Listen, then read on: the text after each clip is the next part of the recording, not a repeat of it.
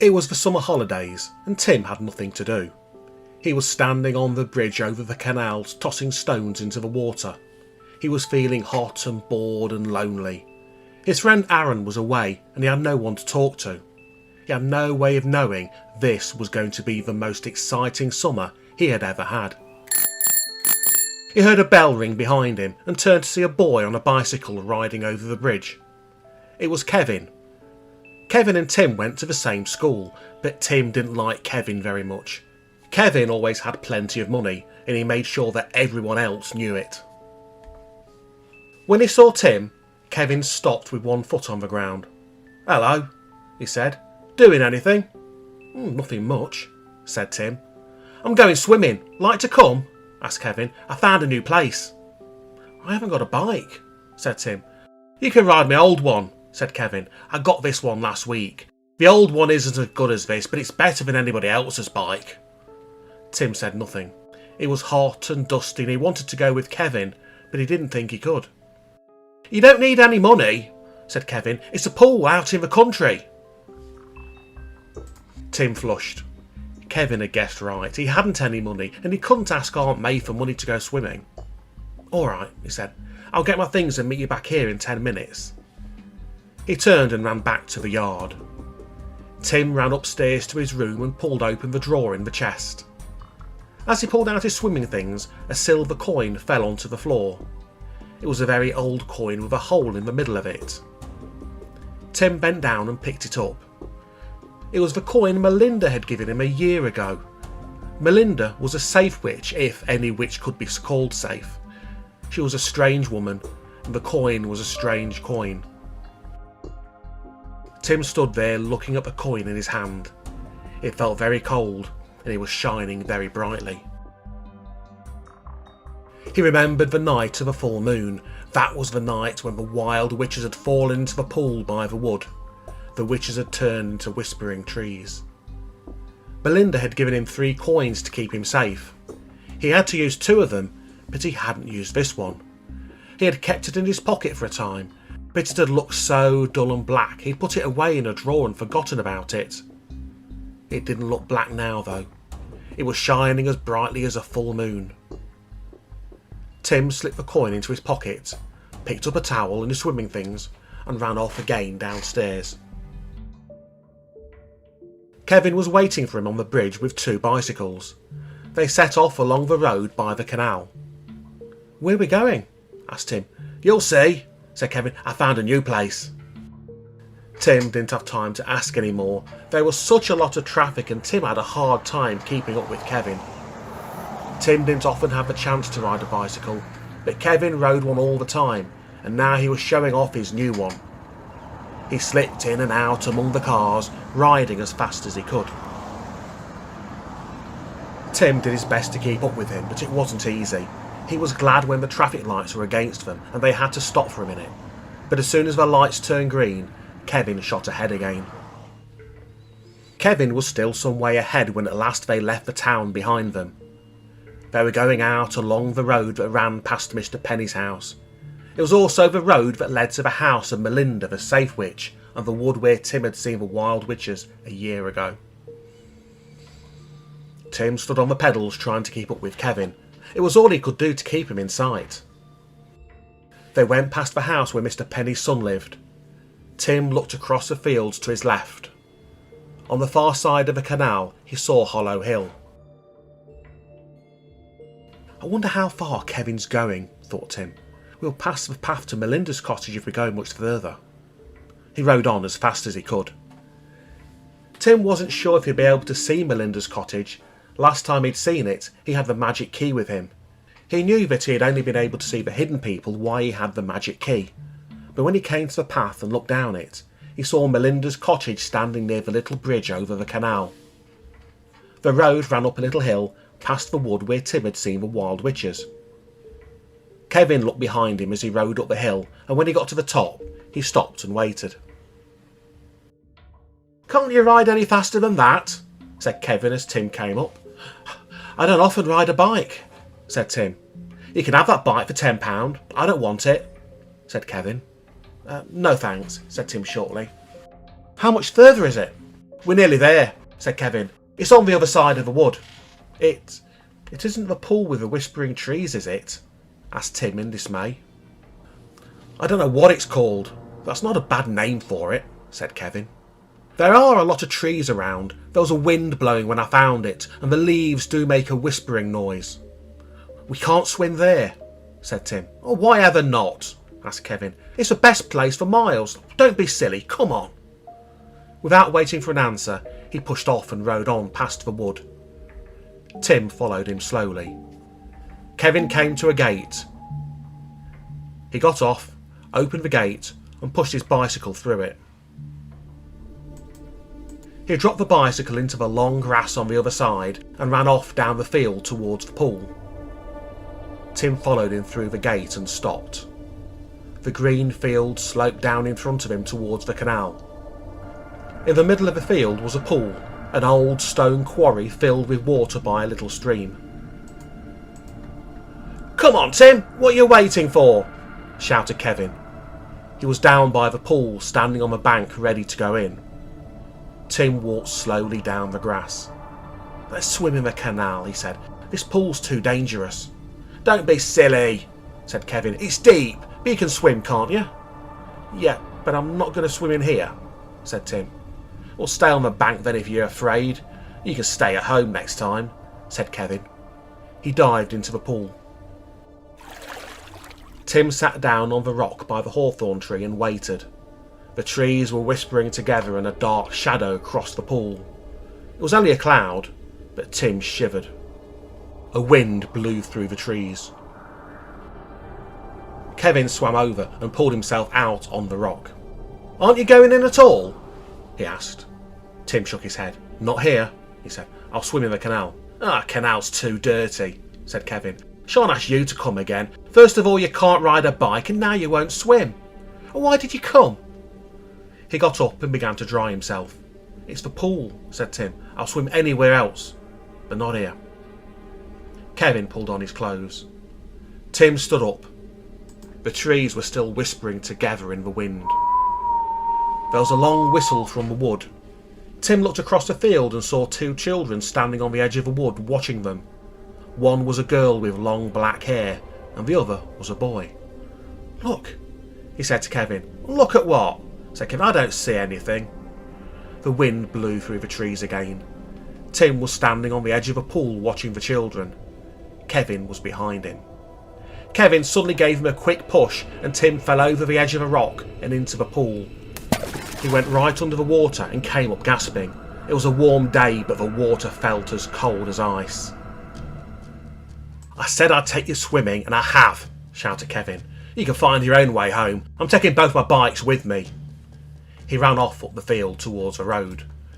Tim took a deep breath and struck out for the bank. He felt as if ice-cold hands were pulling him down. He was fighting to keep his head above the water, and the bank seemed a long way away. A strong wind blew over the pool. The trees seemed to be shouting to each other now. He heard a rushing sound and felt the water begin to sweep around into a ring. He remembered the pool a year ago. There'd been a whirlpool in it then. The whirlpool was beginning to form again. He had to get out. Tim struck out as hard as he could. He was fighting his way through the water. His hands gripped a rock on the bank and he tried to pull himself out, but his legs were swept away behind him and he slipped back into the pool. Then suddenly a long thin stick was pushed out towards him from the bank. Tim gripped it and looked up. The two strange children were holding the other end. They pulled on the stick as if it were a rope. Tim felt himself pulled towards the bank. He felt for a foothold on the rock, gripped the stick and pulled himself out of the water and onto the grass. He lay there panting for a minute. "Thanks," he said, looking up. The children stood looking down at him. The taller one was a girl with long black hair and dark eyes. She had a strange pointed face. She was dressed in pale green. She had a dark green shawl over her shoulders fastened by a silver pin and a light silver cord around her waist. The boy was dressed in brown. He had red hair and freckles. The two children stared at Tim for a moment, and then, without saying anything, they turned and ran off up the field and back into the wood.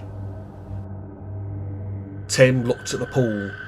There was no whirlpool now, The water lay flat in the sunshine. The stream fell into one side of a pool over the little rock cliff and ran out at the other side as it had always done. A cloud drifted across the sun and the cloud's shadow moved over the pool. A little wind blew and the trees began to whisper together again.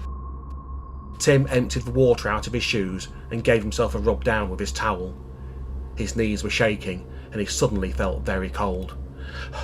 "I'll go and see Melinda now before I go home," he said to himself. "She'll have a fire." He walked slowly up the field. Kevin had taken both bicycles. Tim wasn't surprised. He'd often seen Kevin riding one bicycle and pulling another along beside him. He climbed the gate and set off back along the road past the wood. At the foot of a hill, he turned off to Melinda's cottage. He pushed open the gate and walked up to the door. The door knocker stared at him as it had always done. The face on the knocker always looked so angry that Tim never touched it. He picked up a stone and knocked 3 times on the door. The door opened at once and Melinda stood in the doorway. She stood quite still for a moment, looking at his wet hair and his dripping clothes. Then she smiled. "Come in, Tim," she said. "Come in by the fire." The sunlight was streaming in through the windows, but Tim was still feeling cold. He was glad to stand by the fire. Melinda didn't ask any questions. She went into a little room at the back of the cottage and came back with a mug in her hand. "Drink this," she said. "You'll need it if you've been in the pool by the whispering trees." "Thanks," said Tim. His clothes were beginning to steam, but he still felt very cold. The drink was a hot one. Tim didn't know what was in it, but it seemed to run through him like fire. "I didn't mean to go in the pool. I fell in," he said as he handed the empty mug back to Melinda. "Or someone pushed you in," said Melinda. She put down the mug and sat down by the fire. "How did you get out?" 2 strange children ran down from the wood with a long stick," said Tim. "They pulled me out. I've never got out without them." "Are they hidden people? I don't think Kevin could see them." Melinda nodded. "Yes," she said. "Their names are Nicola and Jeremy. They came to me last night. Their father and mother have disappeared. The children came home and found them gone. I'm afraid the wind witches may have turned them into stone. The children saw the witches riding in the wind, but they hid, and the witches didn't see them. Now the children are trying to make their way to their grandfather. He lives on an island in the north. You could see them because you still had the silver coin." Melinda looked into the fire. "The children aren't safe here," she said. "The wind witches are after them."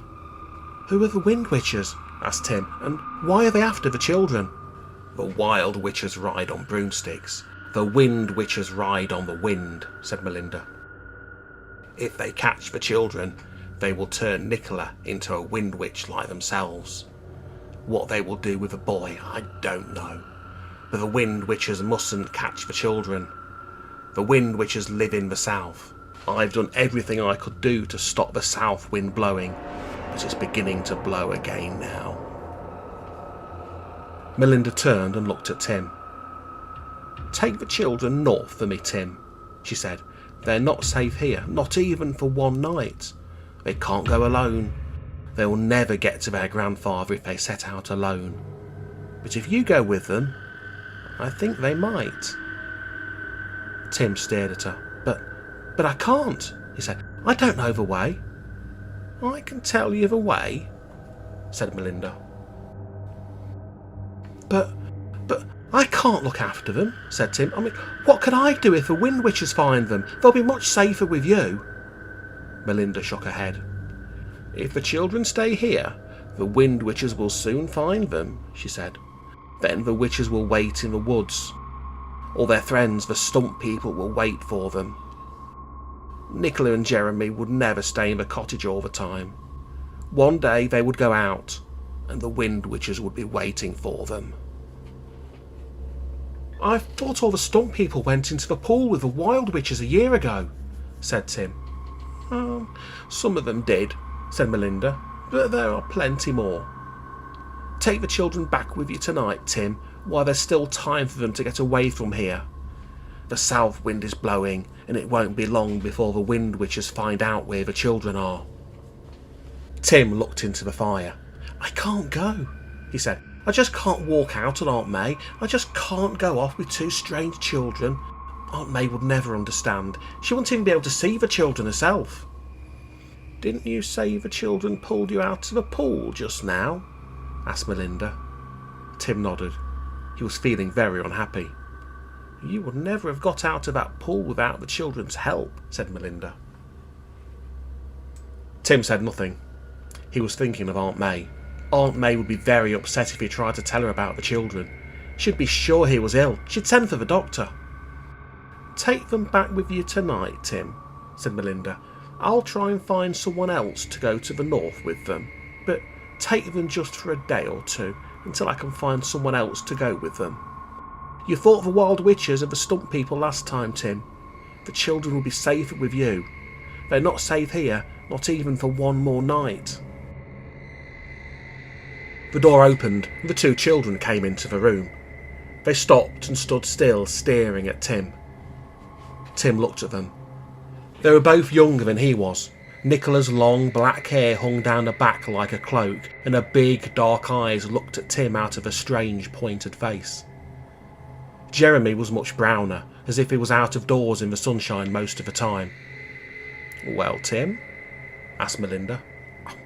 All right, said Tim. They can come back with me for a day or two if you like. I'll try and see they're safe. They can stay up in the attics. Good, said Melinda. When I've found someone else, I'll send Knocker to you. She took some cakes and apples out of the cupboard and put them in a bag. She handed a bag to Tim. You'll need these, she said. You must go now. You must get home before dark. Go up to the main road, Tim. You'll find a man on the road with a car. The car has broken down. Ask him to give you a ride back. I think he will. He lives near here and he likes children. But you said his car had broken down, said Tim. Melinda smiled. The car will start when you get into it, she said. But remember, he won't be able to see Nicola and Jeremy. You will have to get them into the car with you. She turned to the children. No tricks, Jeremy, she said. You do as Tim tells you. You too, Nicola. No tricks. The children ran to Melinda and hugged her. That seemed very strange to Tim. He was always a little afraid of Melinda, but she looked kinder today than he'd ever seen her look, and she smiled down at the children. She came to the door with them and watched them set off along the path. The children hadn't said a word to Tim, and he couldn't think of anything to say to them. As soon as they came to the main road, they saw the car. It was at the side of the road, and a man was looking at the engine. He was a tall, thin, kindly-looking man with white hair, and Tim felt a little better. I'll ask him for a ride, he whispered to Nicola, and if he says yes, you slip into the back of the car when he's not looking. Tim went to the front of the car. He waited there until the man stepped back and saw him. Hello, said the man. Can I come with you into town? Asked Tim. There isn't a bus for hours. You can come if the car will take us, said the man. I don't know what's wrong with it. Hop in and I'll try the starter again. No, not the back. Hop in beside me. Tim had opened the back door of the car. Nicola and Jeremy slid quickly inside. Tim slammed the back door and got in the front beside the man. The man turned the key and the engine sprang to life. Well, look at that, said the man. We'll see if it'll take us into town. I don't know what was wrong with it, but it seems all right now. Tim thought he knew what had been wrong with the car, but he said nothing. They set off along the road. Been swimming? Asked the man, looking at Tim's towel. It's a hot day. I'd like to have been swimming myself. He slapped the back of his neck. A lot of flies around too, he said. Tim looked back. Jeremy was leaning forward. He had a long straw in his hand and he was tickling the back of the man's neck. Tim shook his head at him. Jeremy laughed. I wish we could get rid of these flies, said the man, slapping the back of his neck again. Tim grabbed at the straw, but Jeremy jerked it away, laughing. Oh, you'll never catch them, said the man. We must be going to have a thunderstorm with so many flies around. Nicola grabbed Jeremy's hand and pulled the straw away from him. Tim was thankful when they came to the traffic lights near the yard. "This is where I get out," he said. "Thanks very much for the ride." The man pulled over to the side and stopped. Tim managed to drop the bag with the cakes and apples over the back of the front seat as he got out, so he had to open the back door of the car to get it. Nicola and Jeremy slid out as soon as the door was open. "Thanks very much," Tim said again, shutting the door. "Any time," said the man. He waved his hand and drove off. "This way," said Tim. "I live down here in the yard. My room's at the top of the house. When I open the front door, you two keep with me and we'll go up to the attics. You'll be safe up there, but stick close to me." "We will," said Nicola. "I'm hungry," said Jeremy. "I'll get you something to eat when we get in," said Tim. "We'll have some cakes and apples." They turned into the yard. Tim could see Aunt May in the kitchen as he ran up the steps to the front door. "Is that you, Tim?" she called as he opened it. The children slipped in behind him. "Yeah," Tim called back. "I'll be there in a minute." Miss Smith came out of the door of her room. Miss Smith was the lodger who lived on the ground floor. "So you've been swimming," she said as she saw Tim. "There's your poor aunt working hard all day and all you can do is go swimming. Why don't you do something to help her?" "I did try and get a job helping Mr. Penny," said Tim. "You didn't try very hard," said Miss Smith. "I know you. You'd rather play." Nicholas slipped round behind Miss Smith and pulled Miss Smith's hair hard. "Ow!" cried Miss Smith, clapping her hand to her head. Tim slipped past her. "Nicola," he whispered. "This way, quick." Jeremy slipped along after Tim and Nicola followed, but she gave Miss Smith's hair another tug as she went by. "Oh!" cried Miss Smith. "You wicked boy! Just you wait till I tell your aunt about this." She trotted off down the stairs to the basement kitchen. Tim was thankful when he had the children safely in his room. "You mustn't do that, Nicola," he said. "We haven't much money and Aunt May needs her rent. Look, if you're going to stay here, you'll have to leave Miss Smith alone." "But she wasn't there," said Nicola.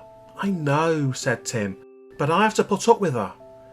"Tim," Aunt May called up the stairs. "Tim, come down here." "See what you've done now," said Tim. "She thinks it was me. You stay here." He ran downstairs. Aunt May was standing in the hall. "Tim," she said, "what have you been doing? Miss Smith says you pulled her hair." "Didn't," said Tim. "She thinks I did, but I didn't. You know what she's like." "Yeah, I know," said Aunt May. "But you just remember, Tim, you've got to be polite to Miss Smith. Keep out of her way. You know she doesn't like boys." "I do try to," said Tim, "but she's always on at me." "Yeah, I know she is," said Aunt May, "but you keep away from her." "I will if I can," said Tim. "You can if you try," said Aunt May. "You'd better come and get your tea and take it up to your room. You stay up there. Miss Smith is as mad as a cat that's been stung by a wasp." Tim laughed. He ran down to the kitchen. Aunt May put his tea on a tray. He helped himself to some more slices of bread and jam and took the tray upstairs. Melinda had asked him to look after the children, just for a day or two, but already Tim could see it wasn't going to be very easy. Nicola and Jeremy shared the tea with Tim and saved Melinda's cakes and apples for breakfast. It was beginning to get dark outside. Tim looked out of the window and down into the yard. He saw Mr. Berryman at the door of his house calling to Sebastian, the little grey and white cat Tim had saved from Miss Smith. But there was no one else in the yard. Everything looked as it always did. Tim pulled 2 blankets off his bed and gave one to Jeremy. "You can have a bed," he said to Nicola. "We'll sleep on the floor." He took a last look at the yard and pulled the curtains across the window. Then he set the wooden bar across the door. They lay down just as they were. Jeremy didn't seem to mind sleeping on the floor, and Nicola pulled a shawl around her and settled down on the bed without a word. "Oh well, it's only for one night," Tim said to himself as he rolled himself in his blanket. "2 nights at the most. I just hope we don't meet Miss Smith again before they go."